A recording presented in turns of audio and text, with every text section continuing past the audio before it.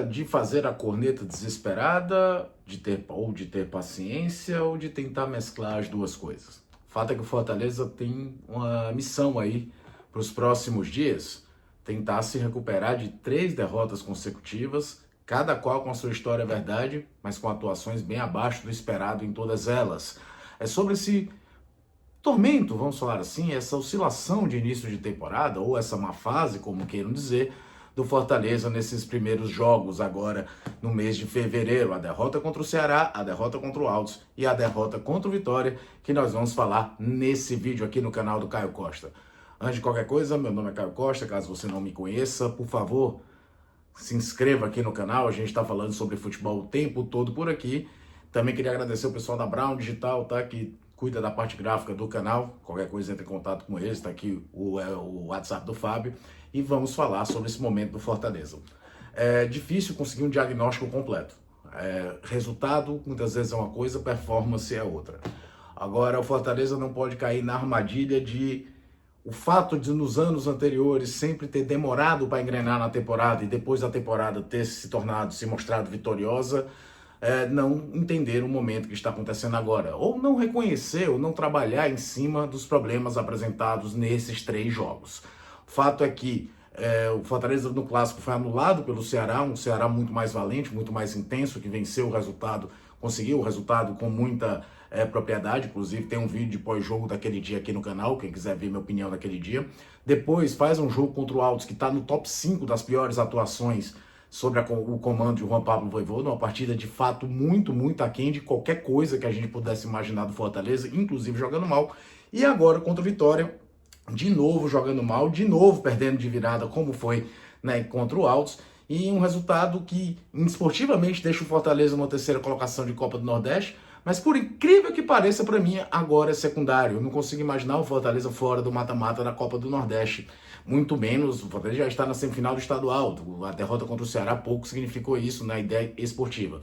A performance é que preocupa. E o que preocupa mais ainda é que o Vojvoda sempre foi um treinador que mexia e o time reagia em campo. E normalmente isso não está acontecendo. Muitas substituições, muitas vezes aquelas que trocam ponta pelo ponta, o centroavante pelo centroavante. É verdade que em outros jogos não foi bem assim. Contra o Ceará ele terminou o jogo com o Pacheco de zagueiro. Contra o Altos tentou uma formação mais ofensiva também para buscar o resultado depois que já tinha tomado o gol da virada. Mas a coisa não tem funcionado. Fortaleza nos últimos 3 jogos, quando consegue criar situações, é muito mais um lampejo individual do que uma formatação tática da equipe. É claro que também tem o outro lado. Muitos podem falar, e vão ter lá sua dose de razão, que alguns dos gols que o Fortaleza sofreu, que determinaram os resultados, foram de falhas individuais. O João Ricardo falha no gol do Mugni, o Paulo Fernandes falha no segundo gol do Ceará naquele jogo.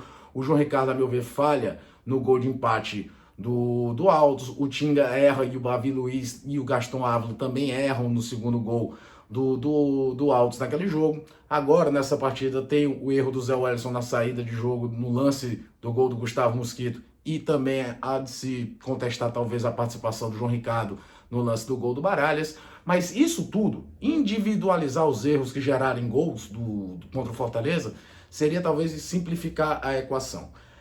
É hora de parar e tentar rever conceitos para esse início de temporada, não conceitos do trabalho. O trabalho tem mais de 5 anos, é uma outra questão.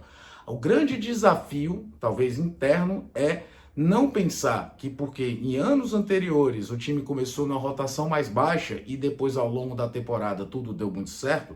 Ano passado fez a primeira fase de Copa do Nordeste muito ruim, perdeu o estadual e terminou o brasileiro em 4º lugar. Em 2023 deu uma grande contestação porque foi eliminado quando o Ceará recém-rebaixado na Copa do Nordeste e teve uma final, perdeu mais clássico do que ganhou, apesar de ser campeão estadual em 23. Existia uma discussão sobre o desempenho do Fortaleza naquele começo de 23 e o time acabou se provando ao longo do ano, terminando o brasileiro em 10º, que é uma posição interessante, não pode ser menosprezada, e sendo vice-campeão da Copa Sul-Americana.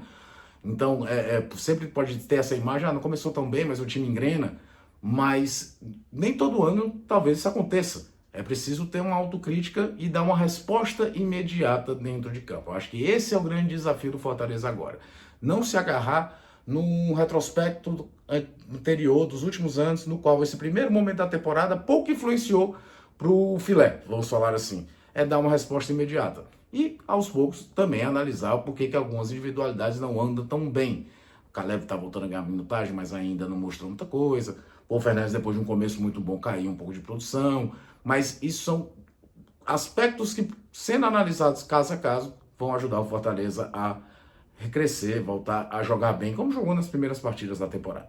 É ter calma, ter autocrítica, reconhecer que o momento é ruim, não achar que porque nos anos anteriores tudo deu certo, apesar de um começo trepidante, que o Fortaleza tem todas as condições de voltar a jogar bem. Mas o momento de fato é ruim. As críticas são justas. E, de novo, como eu citei, reduzir os gols sofridos do Fortaleza, as derrotas, perdão, a forma que o Fortaleza sofreu gols nesses jogos em erros individuais, seria fechar os olhos para um momento não tão bom coletivo da equipe que a gente viu nas últimas partidas. E você? O que é que você está achando desse momento do Fortaleza?